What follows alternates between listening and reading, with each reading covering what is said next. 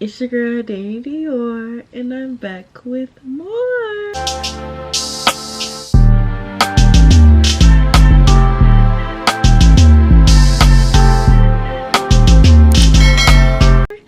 I just want to say first and foremost, if you're a returning subscriber, welcome back. And if you're new, hey, what's up? My name is Dani. I like to eat, do my hair, get cute to go nowhere. Period, poo. But today, I have a reason to get cute and go somewhere. I'm about to be 20, y'all. And my photo shoot is tomorrow. I already have all my looks planned out. Well, it's just one look, but I already have everything planned out. Unfortunately, I did not book a hair appointment because I'm broke. So I will be doing my hair myself. And we're doing 613. So I got this wig from Amazon actually. I think it was like 120. It's a 20-inch. Don't remember the density. It's probably 150. But the lace look really good, y'all. So I'm excited to freak this. Has a good amount of lace space, and it has a band if you want to do glueless. And I haven't plucked or customized it yet, so we're just gonna get into all of that because I feel like I've been talking for too long. So let's just go ahead and just get on with the video. I washed and dried my hair yesterday, but right now I'm just adding some hair growth. Well, it's not hair growth oil, but I use it for hair growth. Collagen and biotin oil. I get this from my local beauty supply, but I feel like any kind of hair growth oil should be sufficient enough. This is to make sure that my hair doesn't like dry out, like die of moisture while I have the wig on my head. I'm going to use Got2B Gel to slick my edges back because right now, as you can see, my hair is very natural in its naturalist state of all. So we're gonna go ahead and do that. So using All Reliable, we're gonna go ahead and take that Got2B Gel and just put it around the front perimeter of my head. This way it just ensures that my edges are not like tangled up or caught up in the gluing process, because the whole point of this in the bald cap method is to essentially protect your edges. So after I do that, I just go in with the cap and kind of, you know, fit it around my head and see how far down I want it to cover my ears. So right here, I'm just taking some scissors and cutting ear flaps, and I'm doing this to just ensure that my sideburns lay flat, but this part isn't needed.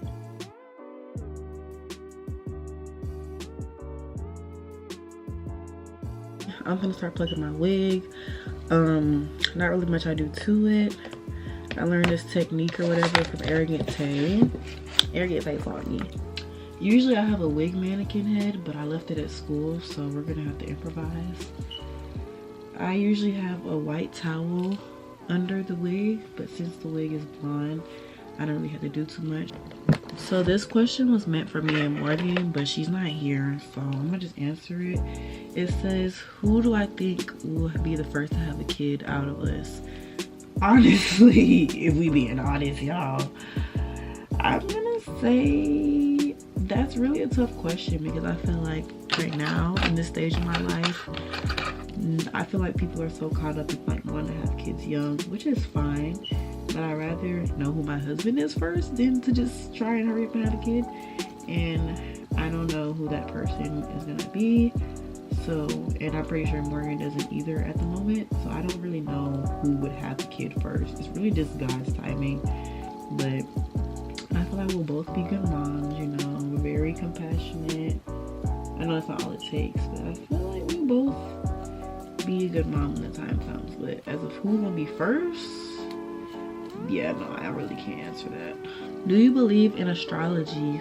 Yes, I do, but to an extent. I'm not one of those like spiritual beings who just are one with the moon and the stars and their crystals. I mean, I would like to get to that point, but as of right now, I only know about things and like pertaining to me and my sign. Like, I'm not that educated on the whole astrology thing. I feel like every day I'm learning more, but I've never really been like, you know, one of the astro girlies. But I also feel like just because I don't really get it is a reason to talk down on it too. Like, some people be like, oh, it's fake or it's nonsense, but like, you wouldn't even give it a chance. So I feel like for me, it's a matter of trying to learn it more How do you feel about being an influencer? Okay, so let me nip this in the bud. Unless you have been living under a rock or you just don't know, I made a new Instagram page because so much Dani, yeah, Miss 50,000 wasn't working out for me no more. And it wasn't the page itself. Like, I love the collabs, I love promoting people's businesses and the free stuff that came with it as well. But at some time, you just have to like prioritize your peace. And I felt like I could not keep up with 50,000 people watching me. So I wouldn't say I wasn't an influencer, because I was like a mini one, but it became too much for me. And then school on top of that, so I couldn't be as consistent as I would like, because hello, college is very time consuming and school is my main priority. So of course I'm gonna slack off of social media because I'm in school now. But as far as YouTube, like y'all see, I've been doing this for 3 years now, so it's really just a matter of being consistent and prioritizing it. But I honestly feel like nothing's wrong with being an influencer. Like, if people love you because of your personality or whatever the case may be, and you can profit off of that, then why not? You know, monetize your passions. And I feel like because I've been doing YouTube for so long, I don't even see it as like an influencing job or like to get paid from it, because it pays me nothing. So I kind of just do it because I know like I can either help somebody or y'all just enjoy watching me be myself. So most definitely I feel like there's a pros and cons to it, but if you are passionate about it, I say let your money work for you. What was your favorite school year out of all your years of school? So I've been in school since I was 4, so pre-K all up until college. I'm assuming that's what you're asking. Overall, probably one of my years in middle school. I don't know, maybe 6th, 7th, or 8th. I can't really pick one right now, but definitely one of those years. Because I feel like you're still a kid, but you're kind of growing up. No one's worried about relationships and boys and all that stuff. Like, it was genuinely just a fun time. Like, school wasn't hard, you know. Like, you thought you was grown, but you really wasn't grown yet. But it was just that transition of like kid to teenager. So it was really fun for me. If I had to pick one for each year, high school would definitely be 10th grade by a long shot. And then right now in college, I've only been here for 2 years, but definitely this year. Like, freshman year wasn't all bad, but I definitely learned like my do's and don'ts. And this year I know how to like be a better person all around, and not just regards to school, like with everything else.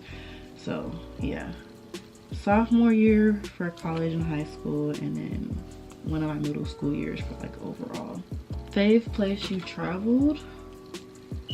Definitely South Africa. We used to travel a lot, but ever since the pandemic, you know, things kind of slowed, of course. But being able to go to South Africa, it was definitely an experience. And I'm saying that because, not even just because it was my first time in Africa, but I feel like anytime you visit a different country, it's like a learning experience. And for me, it was definitely fun because my family was there, like the whole family was there, and we're all trying new things together and going new places. And it was also a very informational trip. I know we didn't go there to get educated, but I did learn a lot of history about Africa and South Africa in general. So it was really fun and an educational experience. And yeah, I'm gonna answer the rest of these questions when I finish. I haven't recorded too long. The wig isn't ready to be installed yet, but I just want to show y'all like the difference plucking makes. Okay, so this was the wig fresh out the box, no customizer or anything. And this was me after lightly plucking. And I say lightly because I don't want to over pluck, put the wig on, and then it's like balding. So I want to make sure I did a good amount. And then if anything, I can go back and pluck later once the wig is on my head. But I don't want to make it too, you know. This wig is a little tiny. Maybe my head just is just big. But It's fine. We're gonna find a way to make it work. The side part kind of talking to me. It's giving Marilyn Monroe vibes. Yeah, we're gonna do middle part though, because I just had a side part. And I feel like this will be easier to, you know, do with my dude. So yeah, we're gonna do the middle part. Time to cut the lace.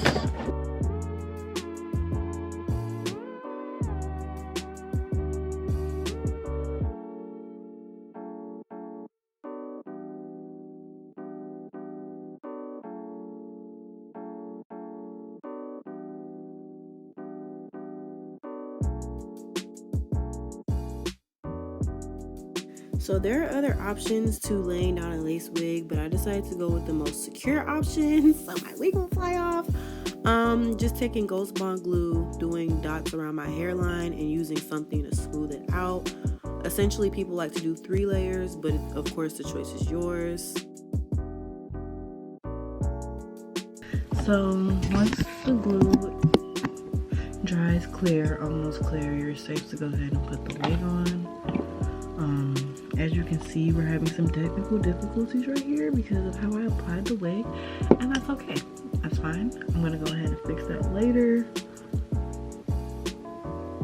But right now, my main focus is getting the wig on and figuring out how to do the updo. So, yeah. So as you can see, the 3 layers of glue are not dry yet, but it's okay. We're gonna fix that. But now I'm just applying the wig, trying to line it up, see how far up on my forehead I want it, because ideally you want it in front of your edges, but you don't want it on your eyebrows. So that's just like the struggle of trying to figure out the placement. But now I'm taking a hot comb, going over it, and then you would see me sectioning off the front as I am here.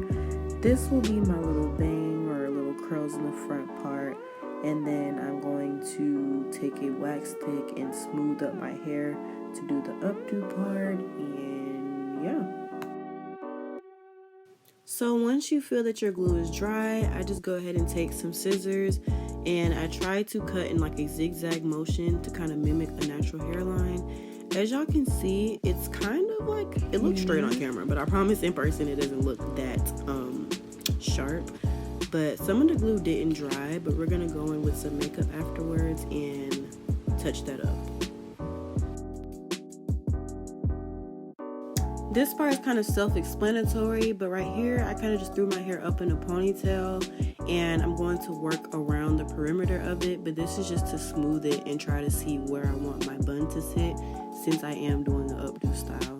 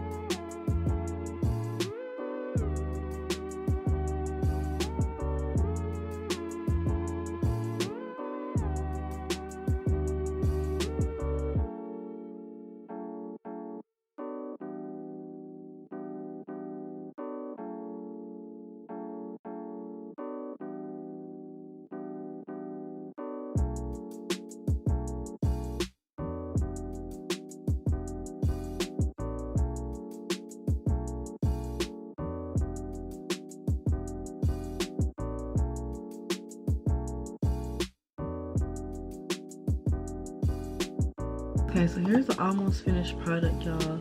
I just did my edges. I think I'm gonna fix this one though, because this looks unusually longer than the left side.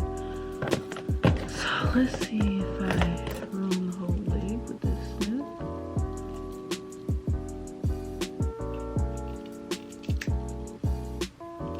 Ow, just cut my face. You know what? I'm gonna keep saying it, but it's time to go to sleep. Let's go to sleep, Daddy. This shit show.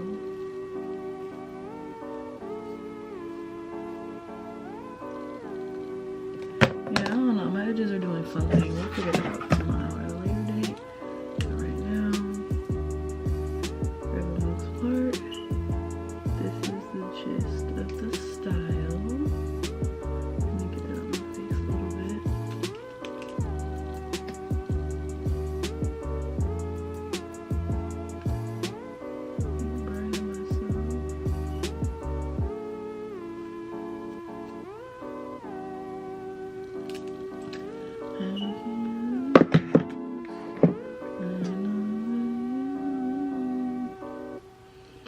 yeah, you guys, so this is the almost finished product. Tomorrow I'm gonna curl these a little bit tighter, fix the bun because I was just kind of messing around with that, and do my makeup. So